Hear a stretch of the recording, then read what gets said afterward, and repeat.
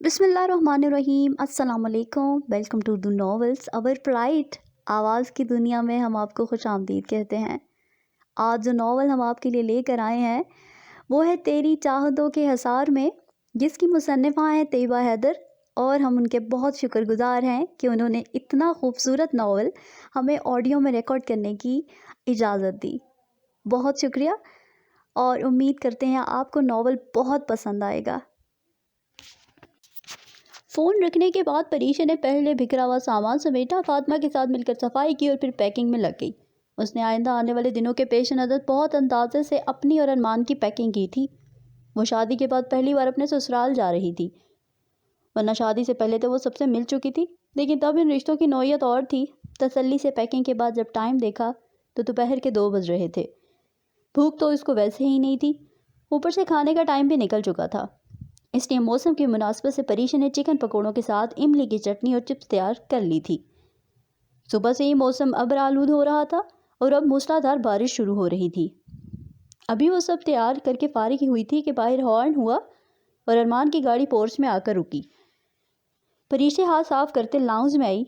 Time देखा तो घड़ी दोपहर के 3 बजा रही थी। थोड़ी ही देर में अरमान मुलाजिम समेत दोनों हाथों में ढेरों ढेर शॉपिंग बैग्स थामे अंदर दाखिल हुआ। शेरू बाबा, सामान यहाँ रख दें। अरमान ने मुलाजिम को इशारे से सामान रखने को कहा तो मुलाजिम सामान रखकर वापस चला गया। अब खाली हाथ जाता अच्छा नहीं लगूंगा, वैसे भी इतनी देर बाद जा रहा हूँ, सोचा सबके लिए शॉपिंग कर लूँ। अरमान ने परीशा को अपनी तरफ सवालिया नज़रों से देखा पाया तो बकाया बैग्स हाथ से रखते हुए मसरूफ़ से अंदाज में वजाहत दी। बहुत अच्छा किया आपने, परीशा ने खुश दिली से कहा। फिर कोई तवक्कुफ़ के बाद टाइम देखते हुए बोली, खाना लगाऊँ आपके लिए? शॉपिंग के चक्कर में लंच का ख्याल भी नहीं रहा।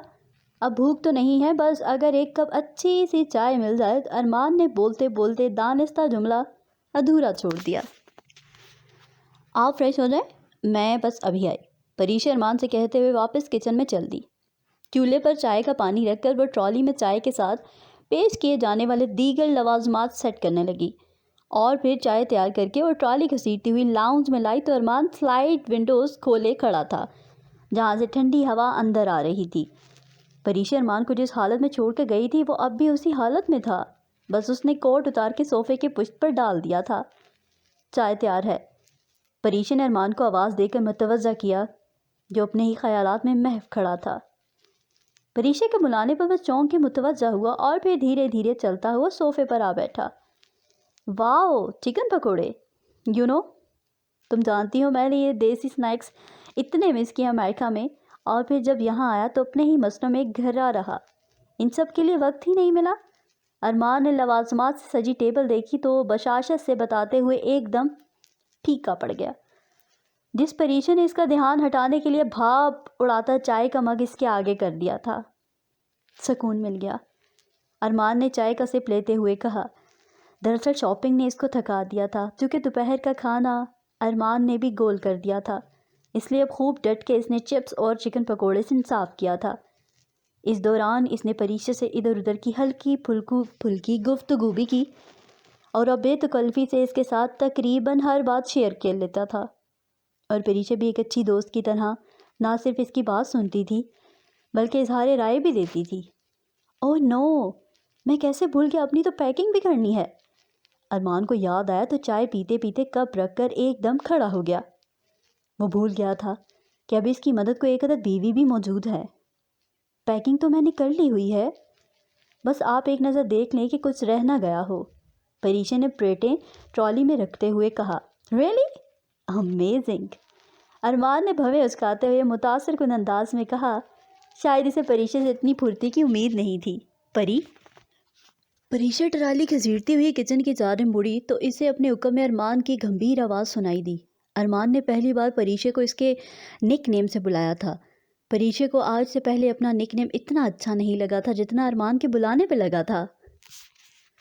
वो अरमान की पुकार पर मुड़े बगैर गर्दन को हल्का सा दाएं जानब मोड़ के खड़ी हो गई, जैसे इसे कुछ कहने की मुंतज़िर हो। थैंक्स, अरमान ने पुरमुखलिस अंदाज में कहा। एनी थैंक फॉर यू, तुम्हारे लिए कुछ भी?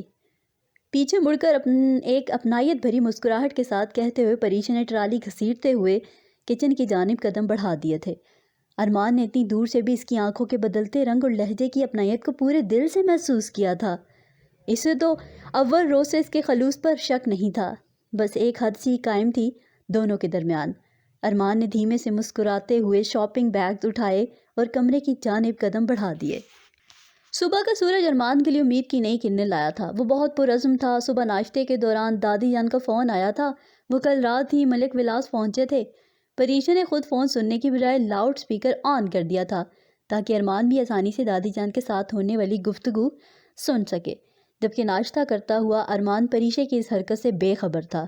دادی جان کے ہیلو کرنے پر ارمان نے رک کر پہلے فون کو اور پھر پریشا کی جانب دیکھا، جو پہلے ہی ارمان کی طرف ہی دیکھ رہی تھی۔ پریشا نے نظروں کی جنبش سے موبائل کی جانب اشارہ کر کے ارمان کو فون پر دادی جان سے بات کرنے کو کہا۔ ارمان نے ایک پل کو سوچتے ہوئے گلا کھنکارتے ہوئے شروعات کی۔ السلام علیکم دادو، ارمان نے نہایت مدھم پر واضح لہجے میں کہا۔ ارمان، دادی جان کی آواز میں بے یقینی تھی۔ ارمان نے ایک نظر رک کر پریشا کو دیکھا، جو میز پر بڑے رسان سے کوہنی ٹکائے ہتھیلی پر اپنا چہرہ جمائے ارمان اور دادی جان کی گفتگو سن رہی تھی۔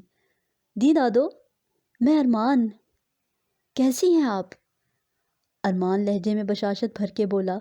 کیسی عجیب بات تھی وہ ارمان، جو بلا تکلف بلا تکان اپنی دادو سے ڈھیروں باتیں کیا کرتا تھا، آج اسے بات کرتے جھجک محسوس ہو رہی تھی، اور الفاظ کا چناؤ بھی مشکل لگ رہا تھا، کیونکہ عرصے بعد وہ اسے فون پر اپنی دادو سے بات کر رہا تھا، جن کو نہ چاہتے ہوئے بھی دل دکھایا گیا تھا۔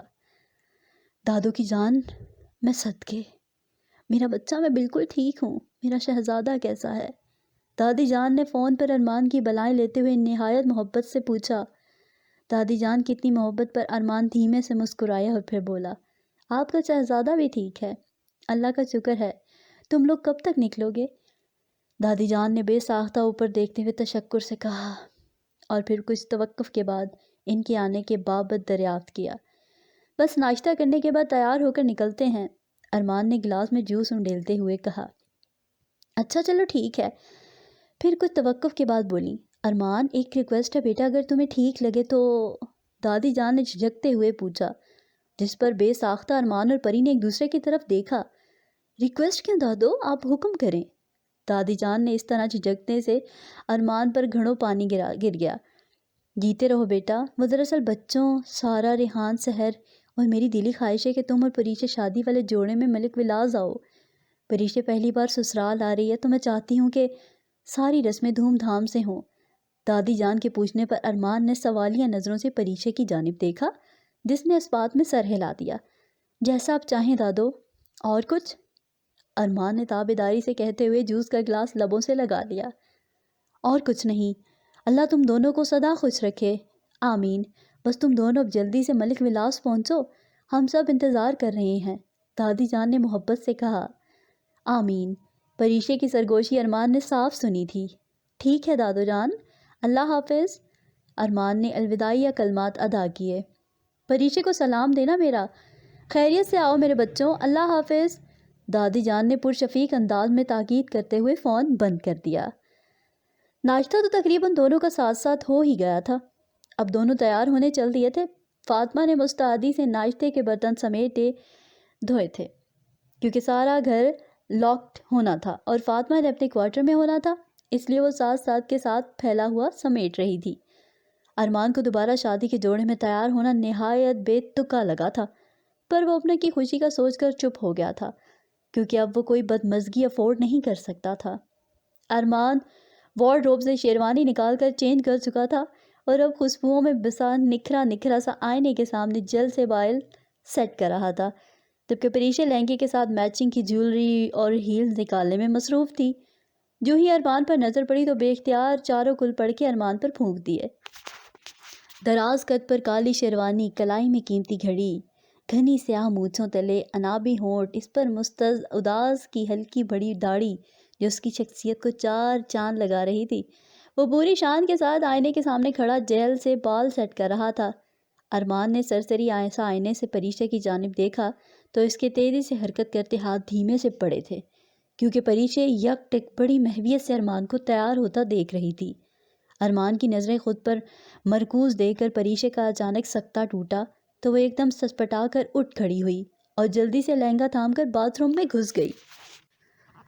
ارمان پریشے کی اس حرکت پر زیر لب مسکرا کے ہی رہ گیا تھا، جبکہ پریشے کپڑے چینج کرتے ہوئے مسلسل خود کو اس حرکت پر کوس رہی تھی۔ ارمان کیا سوچتے ہوں گے، میں بھی نہ۔ اپنی چوری پکڑے جانے پر پریشے کافی خجل سی ہو گئی تھی۔ وہ کپڑے بدل کر باہر نکلی تو ارمان تیار ہو کر باہر لاؤنج میں جا چکا تھا۔ لہنگے کے ساتھ کی میچنگ جیولری دوبارہ پہننے کے خیال سے پریشے کو الجھن ہو رہی تھی، اس لیے اس نے درمیانہ ہلکا سیٹ پہن لیا تھا، ساتھ میں میچنگ جھمکیاں، مانگ ٹیکا پہن کر بالوں کو کھلا چھوڑ دیا تھا اور ہلکے ہلکے کلز دے دیے تھے۔ ایک ہاتھ میں منہ دکھائی کے جڑوا کنگن اور دوسرے ہاتھ میں میچنگ چوڑیاں پہن لی تھی۔ اسے دوپٹہ سیٹ کرنے میں خاصی دقت ہوئی، پر وہ کامدار دوپٹے کو سلیقے سے سر پر جمانے میں کامیاب ہو گئی تھی۔ سیفٹی پنس کی مدد سے دوپٹے کو کندھوں اور سر پر ہلکا سا اوڑھے، اطراف میں ہلکے سے کرلز کیے بالوں کو کھلا چھوڑے، بڑی نفاست سے کیے گئے میک اپ میں پریشے ریڈ اور نیوی بلو کلر کے لہنگے کو دونوں ہاتھوں سے تھامتی سہج سہج کے لاؤنج میں قدم رکھتی وہ سیدھے ارمان کے دل میں اتری چلتی گئی۔ حالانکہ وہ پہلے بھی پریشے کو دلہن بنے دیکھ چکا تھا، پر آج اس کے دیکھنے میں فرق آ گیا تھا۔ آج وہ اس کی غمگسار اور ہمراز بھی تھی۔ چلیں؟ ارمان کو سنجیدگی سے یک ٹک اپنی طرف دیکھتا پا کر پریشے اندر سے کچھ پزل ہو کر بولی، آفٹر یو، آپ کے بعد۔ ارمان نے بڑے مہذب انداز میں ایک ہاتھ کو سامنے کی جانب کرتے ہوئے کہا۔ گاڑی میں سارا سامان رکھوا دیا گیا تھا۔ گاڑی ارمان نے خود ڈرائیو کرنی تھی۔ بیٹھنے سے پہلے پریشے نے اچھے سے خود کو چادر سے ڈھانپ لیا تھا۔ فرنٹ سیٹ پر بیٹھتے ہی ارمان نے کلا پچھلی سیٹ پر رکھا تھا اور شیڈز لگا لیے تھے۔ دھوپ آنکھوں میں پڑنے کی وجہ سے جب پریشے نے بھی شیڈز نکال کے آنکھوں پر لگائے تو ارمان نے ساتھ بیٹھی پریشے کو گردن موڑ کے دیکھا اور توصیفی انداز میں گردن ہلاتے ہوئے کہا، کول۔ ارمان کے پریشے پر یوں کمنٹ کرنے سے جہاں پریشے بے ساختہ ہنسی تھی، وہاں ارمان بھی اسی وقت بے ساختہ قہقہا لگا کر ہنس پڑا تھا۔ دونوں روایتی دلہا دلہن کی طرح تیار تو ہوئے تھے، پر ان بلیک شیڈز نے جدت کا ہلکا سا ٹچ دے دیا تھا، جس سے وہ اور بھی دلکش دکھائی دے رہے تھے۔ ارمان نے مسکراتے ہوئے سر کو ہلکا سا نفی میں ہلاتے ہوئے گاڑی سٹارٹ کی۔ تھوڑی ہی دیر میں گاڑی پوری روانگی کے ساتھ سڑک پر دوڑ رہی تھی۔ جیسے جیسے ملک ولاس قریب آتا جا رہا تھا، ارمان کچھ نروس دکھائی دے رہا تھا۔ اس کے چہرے سے صاف شرمندگی محسوس کی جا سکتی تھی۔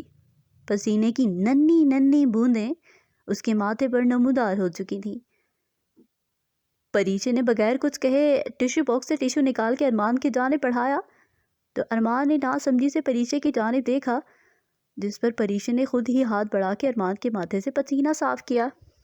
اوہ تھینکس۔ ارمان نے پریشے کے ہاتھ سے ٹیشو لے کر دوسری طرف سے بھی پسینہ صاف کیا۔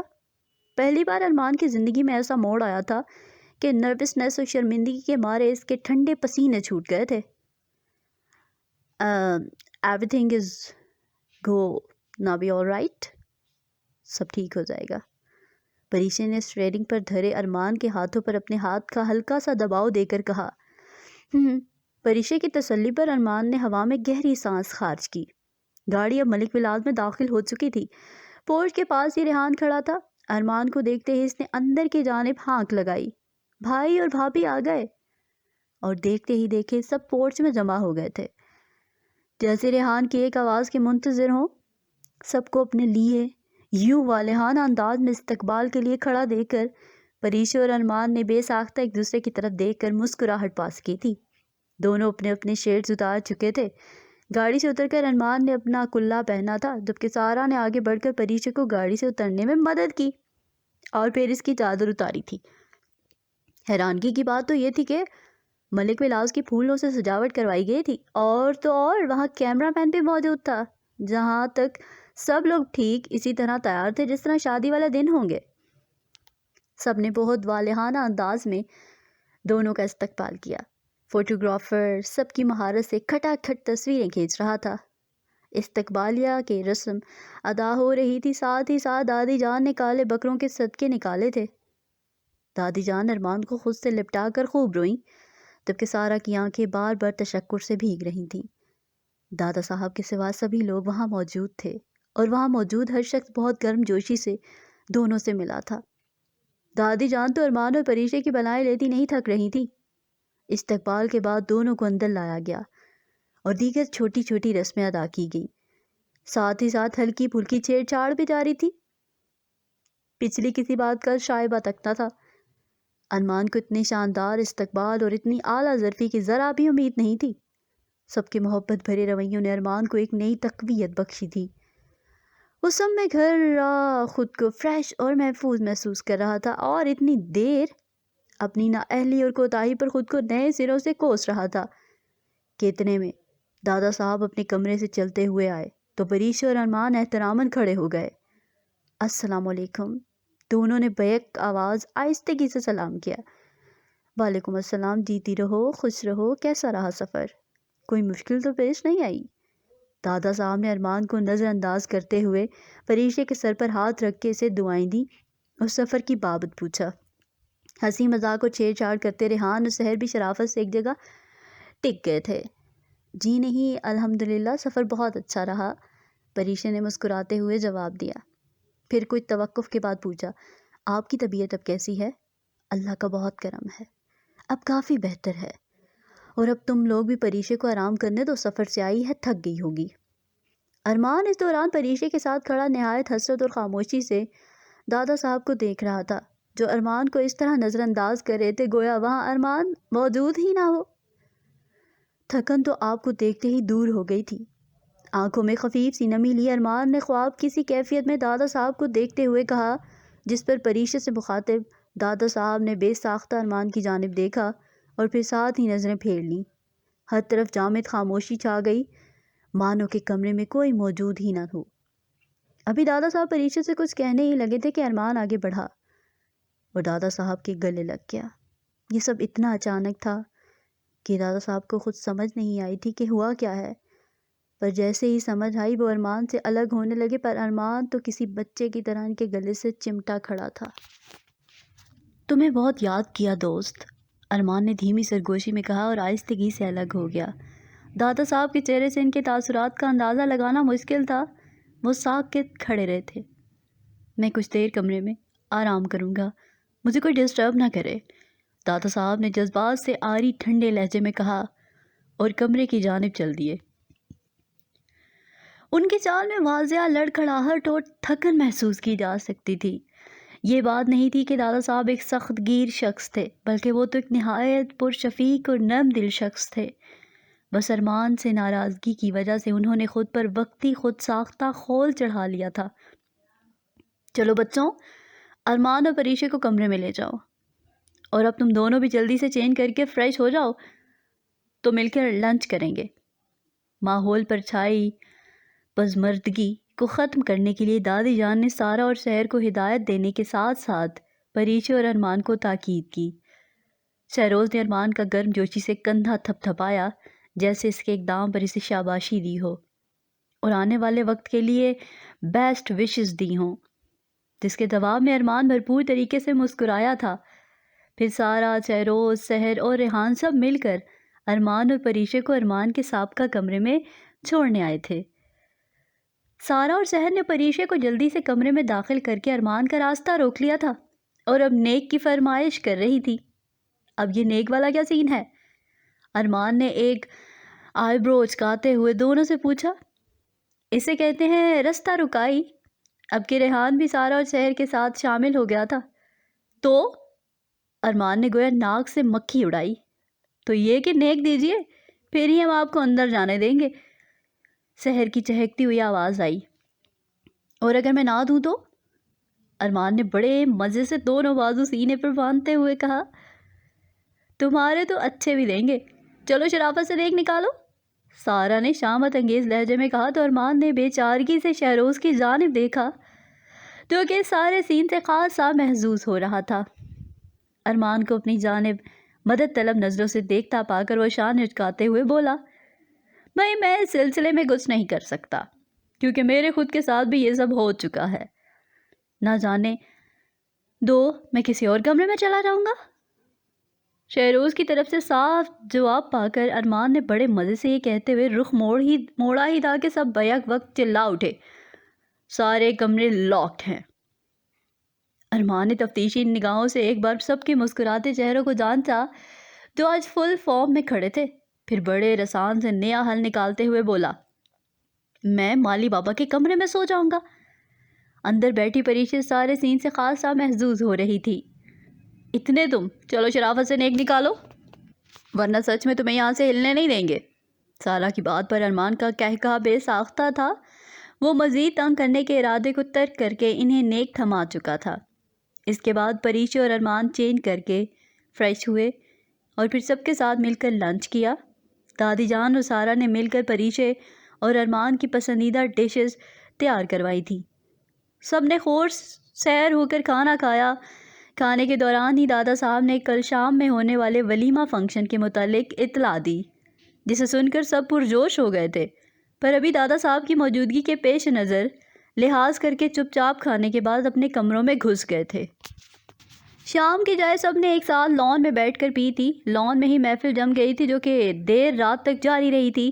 پرانی باتیں یاد کر کے سب کے کہے گونجتے رہے تھے۔ اتنی دیر بعد یہ رونق دوبارہ بحال ہوئی تھی۔ دادی جان نے کسی کو بھی ٹوکنا مناسب نہیں سمجھا تھا۔ وہ آسمان کی طرف دیکھ کر تشکر اور آسودگی سے مسکرائیں، پھر اپنی چادر درست کرتے ہوئے اندر کی جانب چل دیں، جہاں دادا صاحب دوائیوں کے زیر اثر جلدی سو گئے تھے۔ رات دیر سے سونے کی وجہ سے صبح سب کی آنکھ دیر سے کھلی تھی، اس لیے ناشتے کے فوراً بعد ہی سب شام میں ہونے والے ولیمہ کی تقریب کے لیے تیاری کرنے لگے تھے۔ شام 4 بجے پریشا کو پارلر لے جایا گیا تھا تاکہ وقت پر تیار ہو کر ہوٹل پہنچا جا سکے۔ شہر کی سب سے ماہر میک اپ آرٹسٹ سے پریشا کو تیار کروایا گیا تھا، جس نے پریشا کے قدرتی حسن کو اور بھی 2 آہستہ بنا دیا تھا۔ اس دوران ریحان ملک ولاس سے پارلر اور پارلر سے ہوٹل تک گھن چکر بن چکا تھا۔ پریشا کو تیار کروا کے ہوٹل کے برائڈل روم میں بٹھایا گیا تھا۔ بس اب ارمان کو بلایا جا رہا تھا تاکہ دونوں کو فوٹو شوٹ ہو سکے۔ ارمان تیار ہو کر کب کا ہوٹل پہنچ چکا تھا اور اب ریحان کے ساتھ مل کر سب انتظامات کا جائزہ لے رہا تھا۔ سحر دادی جان اور دادا صاحب کے ساتھ مل کر سب مہمانوں کو ریسیو کر رہی تھی، جبکہ سارا پریشا کو برائڈل روم بٹھا کر ارمان کو ڈھونڈنے کی غرض سے باہر آئی تو اسے شہروز اور باقی جاننے والوں کے ساتھ پایا۔ وہ سب سے ایکسکیوز کرتی اسے برائڈل روم تک لائی تھی۔ روم میں داخل ہوتے بلیک 3 پیس میں ملبوس نفاست سے بال بنائے بھرپور مردانہ وجاہت سمیٹے ارمان کو دیکھ کر جہاں پریشا ٹھٹکی تھی، وہیں لائٹ پنک اور ڈل گولڈن غرارے میں ملبوس پریشا کو دیکھ کر ارمان بھی مبہوت سا رہ گیا تھا۔ پریشا نظر لگ جانے کی حد تک حسین لگ رہی تھی۔ برائڈل میک اپ نے اس کے حسن کو اور بھی نکھار دیا تھا۔ وہ سجی سبری سی شرمائی سیدھا ارمان کے دل میں اترتی چلی گئی تھی۔ ایک فسوس خیز لمحہ ان کے درمیان آ ٹھہرا، مگر یہ کچھ ہی لمحوں کی بات تھی، کیونکہ اگلے ہی لمحے دونوں سنبھل چکے تھے۔ سارا نے فٹافٹ دونوں کا فوٹو شیٹ سیشن کروایا اور پھر خالصتاً سارا کی ہدایت پر دونوں ایک دوسرے کا ہاتھ تھامے ڈم لائٹس اور میوزیکل بیک گراؤنڈ کے ساتھ ریمپ واک کرتے ہوئے اسٹیج تک آئے تھے۔ ہر ایک نے ارمان اور پریشا کی جوڑی کو سورج اور چاند سے تشبیہ دی تھی۔ دادی جان تو کتنی بار دونوں کا صدقہ نکال چکی تھیں۔ ہر ایک کے چہرے پر خوشی رقصاں تھی، ہر کوئی مطمئن اور مسرور دکھائی دے رہا تھا۔ جب سب لوگ ڈنر کے لیے مصروف ہوئے تو سارا، شہروز، ریحان اور سحر دونوں کے پاس اسٹیج پر آ چکے تھے اور اب سیلفی لینے میں مصروف تھے۔ اس دوران ارمان کو دوبارہ کالز آئیں جو کہ دونوں بار ارمان نے کٹ کر دی تھیں۔ سارا سمیت سب نے ارمان کی حرکت نوٹ کی تھی۔ اب تیسری بار کال آئی تو سارا نے تقریباً جھنجھلاتے ہوئے کہا، ارمان اب بس بھی کرو، اٹھا بھی لو، کس کا فون ہے؟ وہاج صاحب۔ ارمان نے بھی اتنا ہی کہا تھا کہ فون دوبارہ بج اٹھا۔ اب کہ ارمان نے کال ریسیو کرتے ہوئے خالصتاً ماہرانہ انداز میں کہا، آپ کا ملایا ہوا نمبر اس وقت غصے میں ہے، لہٰذا کچھ دیر بعد کوشش کیجیے، اور ٹھک فون کاٹ دیا۔ ارمان کے ایسے بولنے میں جہاں سب کے چہروں پر مسکراہٹ بکھری، وہی پریشا کی سوالیہ نظروں پر سارا بولی، ارمان کا بیسٹ فرینڈ وہاج ولیمے میں شرکت نہیں کر سکا، اس لیے ارمان اس سے ناراض ہے۔ چوتھی بار بیل بجنے پر ارمان نے خاموشی سے فون اٹھا لیا۔ ہاں اب بس بھی کر دے، اور کتنا غصہ کرے گا؟ دوسری طرف سے فہد کی مسکراتی ہوئی آواز گونجی تھی تو اپنے شرکت نہ کرنے پر ارمان کو منا رہا تھا۔ ویسے کوئی بہت ہی اول درجے کا ذلیل، کمینے اور فارغ قسم کے انسان ہو تم، ارمان دبے دبے لہجے میں فون پر موجود فہد پر برس رہا تھا۔ ہا ہا ہا، دوسری طرف سے فہد کا پھر سے کہا ابلا تھا، اور ڈھیٹ بھی۔ ارمان نے دل ملا کر کہا، تم پر ہی گیا ہوں میرے دوست۔ اب کے فہد نے بھی ہلکے پھلکے انداز میں حساب برابر کیا۔ میں نے پرسوں ہی تمہیں یاد کروانا شروع کر دیا تھا کہ اپنے اکلوتے دوست کے ولیمے کے لیے وقت نکال لو، پر نہیں۔ ارمان نے برجستہ شکوہ کیا، میں کیا کروں یار، کس سے اتنی جلدی مینج کرتا، میں کوئی ارمان ملک تو ہوں نہیں، اوپر سے تیرا کوئی پتہ لگتا ہے کہ کب بد مزاج بدل جائے تیرے۔ فہد اپنے دفاع میں بولا، بس کر دے، سب تیرے ڈرامے ہیں۔ ارمان آج اس کی سننے کے موڈ میں نہیں تھا۔ اچھا، اور تم جو اچانک ملک ولاس پہنچ گئے ہو، میں تو اس کا یا پلٹ پر خوشی سے صدمے میں چلا گیا ہوں۔ ایسا شوق لگا ہے نہ خوشی سے کہ ہائے گاڈ کیا بتاؤں۔ پہلے ایک مشرقی لڑکے کی طرح چپ چاپ شادی کروا لی، اور اب شادی کے 1.5-2 ہفتوں بعد انسان کا بچہ بن کے شرافت سے لائن پر آ گئے۔ ہو نہ ہو ارمان بابو، تم پہ بھابھی کا جادو چل گیا ہے۔ بھلا ہو بھابھی کا، انہوں نے بھی کہاں اپنے نصیب پھوڑے ہیں، اللہ ان کو ہمت دے، آمین۔ فہد اپنی عادت سے مجبور ڈرامائی انداز میں بولنا شروع ہوا تو بولتا ہی چلا گیا، اور درمیان میں ارمان کے لتے بھی لے ڈالے۔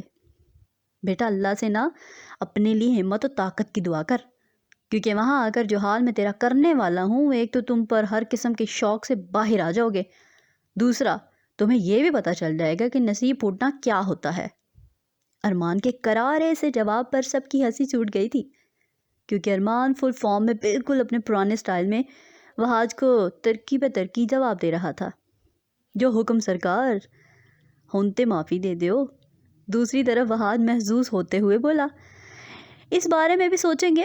ارمان نے پرسوچ انداز میں کہا، وہ محض اپنے بھائی جیسے پیارے سے دوست کو تنگ کر رہا تھا، دراصل وہ اس سے زیادہ دیر کبھی ناراض رہ ہی نہیں سکتا تھا۔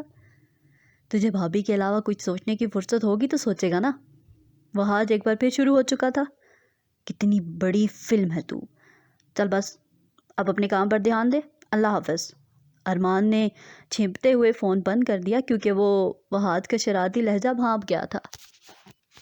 خیر جو بھی تھا، یہ بات تو 16 آنے سچ تھی کہ پریشے کا جادو اول روز سے چل گیا تھا اور ارمان اس شہر میں قید ہو کے رہ گیا تھا۔ پر وہ بات الگ تھی کہ وہ اس بات سے خود بھی انجان تھا۔ خیر اس طرح ایک شاندار ولیمہ تقریب اپنے اختتام کو پہنچی تھی۔ فوٹو شوٹ کے علاوہ دادا صاحب ارمان کے پاس نہیں آئے تھے، اور ارمان کی بھی ہمت نہیں ہو رہی تھی کہ بھرے پرے ماحول میں کوئی ایسی بات ہو جس سے بدمزگی پیدا ہو، اور دادا صاحب تقریب چھوڑ کر چلے جائیں۔ اس خیال کے تحت ارمان نے ان سب سے کچھ بھی کہنا مناسب نہیں سمجھا تھا۔ ولیمے کے اگلے روز روایت کے مطابق پریشے کی میٹھا بنانے کی رسم تھی، جہاں ملک ولاس کے کچن میں دوپہر کے لیے لنچ تیار کیا جا رہا تھا، وہیں پریشے میٹھے کی رسم ادا کر رہی تھی۔ ابھی کھیر کو گاڑھا ہونے میں وقت تھا، لہٰذا پریشے نے ساتھ میں رس ملائی اور ڈونٹس بھی تیار کر لیے تھے۔ تھوڑی ہی دیر میں ڈائننگ ہال میں کھانا لگا دیا گیا تھا، سب نے مل کر ایک ساتھ لنچ کیا۔ پھر اس کے ساتھ ہی پریشے کے ہاتھ کا بنا میٹھا بھی پیش کیا گیا، جسے سب لوگوں نے خوب سیر ہو کر کھایا۔ ہر کوئی بیک وقت 3 سویٹ ڈشز دیکھ کر پریشے کی پھرتی اور ذائقے کی داد دے رہا تھا۔ سب سے زیادہ خوش تو دادا صاحب تھے۔ بھائی واہ، مزہ آ گیا، میٹھا بہت ہی عمدہ اور لذیذ بنا ہے، آپ تو نمبر لے گی پریشے بیٹا۔ دادا صاحب نے دل سے پریشے کی تعریف کی تو پریشے ایک دم کھل کے مسکرا دی۔ ڈائننگ ٹیبل کی سربراہی کرسیوں پر دادا صاحب اور ارمان آمنے سامنے بیٹھے تھے، جبکہ باقی سب افراد اطراف میں موجود تھے۔ اس دوران ارمان بڑے اطمینان سے رس ملائی کے ساتھ انصاف کرتے ہوئے خاموشی سے سب کو سن رہا تھا۔ آج تو ہماری بیٹی جو مانگے گی ملے گا، کہیے کیا چاہیے ہماری بیٹی کو نیک میں؟ دادا صاحب نے محبت سے پریشے کے سر پر دست شفقت رکھتے ہوئے بولا۔ دادا صاحب کے کہنے کی دیر تھی کہ سب نت نئے مشوروں سے نوازنے لگے۔ بھابھی موقع اچھا ہے، ایک آدھ آڈی کار نکلوا لیں، مشورہ دینے میں پہل ریحان نے کی تھی۔ نہیں بھابھی، ڈائمنڈ سیٹ، آپ کے سر نے بھرپور اشتیاق لیے تجویز کی۔ ارے بھائی، نیک تو پریشے بیٹی کو ملنا ہے تو بولنے کا موقع بھی اسی کو دیا جائے۔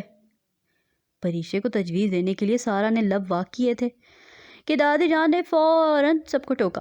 سب کو کھسیانہ سا ہو کر خاموش ہوتے دیکھ کر پریشے بس مسکرا کے رہ گئی تھی۔ ہاں بولو بیٹا۔ پریشے کے خاموش دیکھ کر دادی جان نے اسے مخاطب کیا تو پریشے نے ایک نظر اپنے بڑے بھائی کو دیکھا، جس نے مسکراتے ہوئے نظروں کے خفیف اشارے سے اسے بولنے کا اشارہ کیا۔ میں کچھ بھی مانگ سکتی ہوں؟ پریشے نے مسکراتے ہوئے بہت ہلکے پھلکے انداز میں دادا صاحب سے پوچھا۔ جی ہاں بالکل۔ پریشے کے اس طرح پوچھنے پر دادا صاحب نے مسکراتے ہوئے جواب دیا۔ سوچ لیں پھر آپ کو دینا پڑے گا۔ پریشے نے ہلکا سا آگے کو جھکتے ہوئے قدرے رازدارانہ انداز میں بے تکلفی سے کہا۔ سوچ لیا۔ دادا صاحب نے بھی ٹھیک اسی انداز میں ہلکا سا آگے کو جھکتے ہوئے رازدارانہ انداز میں کہا، تو جہاں سب دونوں کی کیمسٹری دیکھ کر خوشگواریت سے ہنس پڑے تھے، وہی سب میں ایک تجسس سا ابھرا تھا کہ پریشا نیک میں کیا مانگنے جا رہی ہے۔ نیپکن سے ہاتھ صاف کرتا ارمان بھی اب متوجہ ہو کر بیٹھ چکا تھا۔ مجھے نیک میں ارمان کے لیے آپ کی معافی اور آپ کی محبت چاہیے۔ آپ بس ایک بار ارمان کو دل سے معاف کر دیں، مجھے اور کچھ نہیں چاہیے۔ پریشا نے باعتماد لہجے میں دادا صاحب کے آگے فرمائش رکھ کر گویا دھماکہ سا کر دیا تھا۔ ہر کوئی اپنی اپنی جگہ ساکت و جامد بیٹھا حیرت سے، کبھی پریشے کو دیکھتا، کبھی دادا صاحب کو، تو کبھی ایک دوسرے کو۔ سب جانتے تھے کہ دادا صاحب ارمان والے معاملے میں بہت سخت گیر ثابت ہوئے ہیں، اور وہ اس بارے میں کسی ایک کی بھی نہیں سنتے۔ اس لیے وہ دادا صاحب کا متوقع رد عمل سوچ کے دبک کے بیٹھے تھے، ساتھ ہی ساتھ پریشے کی اس فرمائش پر حیران بھی تھے۔ دوسری طرف ارمان تو ایک انچ بھی اپنی جگہ سے ہل نہ پایا تھا، اسے جیسے اپنے کانوں پر یقین ہی نہیں آ رہا تھا۔ وہ بے یقینی کے عالم میں پریشے کو دیکھ رہا تھا۔ پریشے کے اس اچانک اقدام پر جہاں ارمان حیران تھا، وہیں اس کے دل میں پریشے کے لیے مزید عزت بڑھ گئی تھی۔ کوئی اتنا بے غرض کیسے ہو سکتا ہے؟ دادا صاحب کچھ پل بغیر کسی تاثر کے پریشے کو دیکھتے رہے اور پھر اٹھ کر اندر کمرے میں چلے گئے۔ دادی جان دلاسا دینے کے انداز میں پریشے کا کندھا تھپ تھپا کر اسے مسکرا کر دیکھتی دادا صاحب کے پیچھے ہی ہو لی، جبکہ باقی سارے افراد پریشے کے ارد گرد جمع ہو گئے تھے۔ بھابھی، آپ تو پنڈی ایکسپریس سے بھی زیادہ فاسٹ باؤلنگ کروائیں گی۔ ریحان ایک ہاتھ پر سر پر رکھتے ہوئے جبکہ دوسرا ہاتھ کمر پر جماتے ہوئے حیرت سے بولا۔ مجھے تو لگتا ہے دادا صاحب ناراض ہو گئے ہیں۔ ہائے اللہ، اب کیا ہوگا؟ سحر نے پریشانی کے عالم میں ناخن چباتے ہوئے اپنا خدشہ ظاہر کیا تو ایک پل کے لیے پریشے کا اعتماد بھی ڈول گیا۔ اتنی دیر میں دادی جان چلتی ہوئی واپس آئیں۔ بہو، تمہیں پیارے تمہارے دادا صاحب نے کمرے میں بلوایا ہے۔ جی بہتر، پریشے کہتی ہوئی فوراً اسے پیشتر کھڑی ہو گئی، اور وہ پرعزم بھی تھی اور بااعتماد بھی۔ وہ جانتی تھی کہ کیا کرنا ہے۔ آل دا بیسٹ، سب بیک زبان بولے تو وہ مسکراتی ہوئی اندر کمرے کی جانب قدم بڑھا گئی۔ دادا صاحب کے کمرے کا دروازہ بند ہو چکا تھا اور اب سب منتظر نگاہوں سمیت صوفے پر براجمان ہو چکے تھے۔ وہ کمرے میں داخل ہوئی تو دادا صاحب کندھوں پر شال اڑائے، دونوں ہاتھ پیچھے کمر کی جانب باندھے کھڑکی کی جانب رخ کر کے بڑی پرسوچ نظروں سے کھڑکی سے باہر دیکھ رہے تھے، جبکہ دادی جان بیڈ پر بیٹھی تھی۔ آپ نے بلایا دادا صاحب؟ پریشے نے یہ بول کر انہیں اپنی موجودگی کا احساس دلایا۔ بیٹھیں۔ دادا صاحب نے پیچھے مڑتے ہوئے ہاتھ کے اشارے سے اسے بیٹھنے کو کہا تو وہ بیڈ کے سامنے پڑے قدیم اور جدید امتزاج کے لکڑی کے صوفے پر ٹک گئی۔ آپ نیک میں کچھ بھی مانگ سکتی تھی، پر یہی کیوں؟ بیڈ پر بیٹھتے ہوئے دادا صاحب نے پریشے کو جانچتی ہوئی نظروں سے دیکھتے ہوئے سوال کیا۔ میں نے آپ سے ارمان کے لیے معافی اس لیے مانگی کیونکہ میں جانتی ہوں آپ نے انہیں دل سے معاف کر چکے ہیں، بس آپ کو ان کی طرف سے پہل کا انتظار ہے، اور میں یہ بھی جانتی ہوں کہ وہ اپنے کیے پر بہت شرمندہ ہیں۔ دونوں طرف سے تقریباً دل صاف ہو چکے ہیں، بس ایک معافی کا فیصلہ ہے، اور اس معافی سے ملک ولاس کی خوشیاں دوبارہ لوٹ سکتی ہیں۔ کچھ توقف کے بعد دھیمے سے لہجے میں مسکراتے ہوئے اعتماد سے بولی، میں نے سوچا اس گھر کی بہو ہونے کے ناطے کچھ حصہ میرا بھی ہونا چاہیے، اس گھر کی اور اس گھر کے افراد کی خوشیوں کے لیے۔ ویسے اب صبح کا بھولا شام کو لوٹ آیا ہے، تو آپ کا کیا خیال ہے؟ بات کے اختتام پر پریشے نے اپنے سابقہ انداز میں ہلکا سا آگے کو جھکتے ہوئے رازدارانہ انداز میں استفسار کیا تو دادا صاحب سرشاری سے مسکراتے پریچے کے سر پر دست شفقت رکھتے ہوئے بولے، خیال تو بہت نیک ہے، پر کچھ توقف کے بعد بولے، مجھے فخر ہے کہ آپ اس گھر کی بہو ہو۔ آپ کی باتوں سے یہ ثابت ہوتا ہے کہ میرے بیٹے اذہان نے آپ کو ارمان کے ساتھ منسوب کر کے بالکل صحیح فیصلہ کیا تھا۔ آپ نے نہ صرف ارمان کے سامنے ہمارا مان سلامت رکھا بلکہ اس گھر کو بکھرنے سے بچایا ہے۔ بالکل اسی طرح سے آگے بھی اس گھر کے افراد کو ایک لڑی میں پروئے رکھنا۔ اللہ آپ کو سدا خوش رکھے، آمین۔ دادا صاحب نے صدقے دل سے پریچے کو دعا دی، جس پر کمرے میں موجود تینوں نفوس نے آمین کہا تھا۔ اس کا مطلب؟ پریچے نے خوشی سے سرشار لہجے میں دانستہ جملہ ادھورا چھوڑ دیا۔ بالکل، کہہ دینا اس احمق سے میں نے اسے معاف کر دیا ہے، دادا صاحب نے قدرے ہلکے پھلکے لہجے میں کہا، تو پیچھے بیٹھی دادی جان نے اپنے دوپٹے کے پلو سے اپنی نم آنکھیں صاف کیں اور بے ساختہ شکر ادا کیا۔ بہت شکریہ دادا صاحب، میں تا حیات یہ نیک یاد رکھوں گی۔ پریچے نے دادا صاحب کے ہاتھ پکڑتے ہوئے ممنونیت سے کہا تو اتنے میں دادی جان الماری سے جیولری باکس اٹھائے چلی آئیں اور پریچے کے سر پر محبت سے بوسہ دیتے ہوئے بولیں، یہ ہمارا خاندانی ہار ہے جو میری ساس نے مجھے دیا تھا۔ مجھے تو اپنی بہو کو دینے کا موقع نصیب ہی نہیں ہوا، پر اب اپنے پوتے کی بہو کو دے رہی ہوں۔ بہت شکریہ دادی جان، یہ بہت خوبصورت ہے، پریچے نے نگینوں سے آراستہ خوبصورت ہار کو دیکھتے ہوئے کہا اور دونوں کا شکریہ ادا کرتی ہوئی باہر چلی آئی۔ شہروز کو آفس سے ضروری کال آ گئی تھی جس کے لیے اسے فوری جانا پڑا تھا۔ پیچھے سے فرمان، سارا، سحر اور ریحان بچے تھے جو دادا صاحب کے ساتھ ہونے والی پریچے کی میٹنگ کے نتائج کا بے صبری سے انتظار کر رہے تھے۔ اب لاؤنج کا منظر کچھ یوں تھا کہ ریحان دروازے سے تقریباً لپٹے ہوئے کان لگائے مکمل انہماک سے اندر ہونے والی گفتگو سننے کی کوشش کر رہا تھا، مگر مجال ہے جو اسے ایک لفظ کی بھی سمجھ آئی ہو۔ سارا پریشانی کے عالم میں لاؤنج کے قریباً 100 چکر لگا چکی تھی، جبکہ سحر سر پر دوپٹہ جمائے قرآن آیات کا ورد کرتے من ہی من میں پریچے پر پھونک رہی تھی۔ دراصل وہ کچھ زیادہ ہی کمزور دل واقعہ ہوئی تھی۔ دادا صاحب کے متوقع غصے کے پیش نظر وہ اپنی دانست میں پریچے کے بچاؤ کے لیے یہ عمل کر رہی تھی۔ بس ان سب میں ارمان ہی تھا جو گمسم اور خاموش تھا، کھڑکی سے ٹیک لگائے باہر کی جانب دیکھتے ہوئے نہ جانے کن خیالات میں گم تھا۔ ارے ارے دھیان سے، تم یہاں کیا کر رہے ہو؟ پریچے نے باہر نکلنے کے لیے دادا صاحب کے کمرے کا دروازہ کھولا تو دروازے سے چمٹا ریحان گرتے گرتے بچا، پھر جلدی سے اپنی کیفیت پر قابو پاتے ہوئے خسیانہ سا ہنستے ہوئے بولا، وہ میں دروازے کا میٹیریل چیک کر رہا تھا، سوچ رہا ہوں میں بھی ایسا ہی دروازہ بنواؤں۔ I like it. ریحان خود کو کمپوز کرتے ہوئے الٹے سیدھے بہانے کھڑنے لگا، جس پر پریچے اس کا تجسس بھانپتے ہوئے مسکرا دی تھی۔ پریچے اور ریحان کی آواز سن کر جہاں لاؤنج میں بیٹھی سارا اور سحر دونوں چوکنی ہوئی۔